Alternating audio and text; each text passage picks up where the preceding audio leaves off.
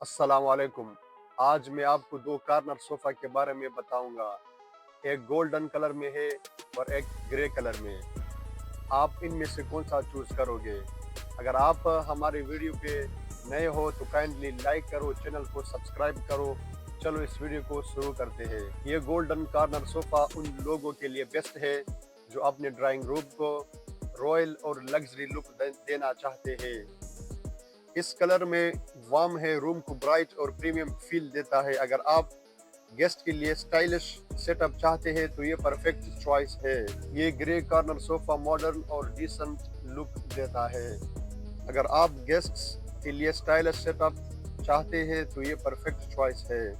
Grey colour safe option है, हर wall colour के साथ मैच हो जाता है। छोटे या मीडियम साइज रूम में भी ये बैलेंस्ड लगता है। गोल्डन कलर बोल्ड और रॉयल लुक देता है, जबकि ग्रे कलर सिंपल और लग्जरी फील देता है। अगर आपको रॉयल कलर पसंद है तो गोल्डन कलर चूज करें।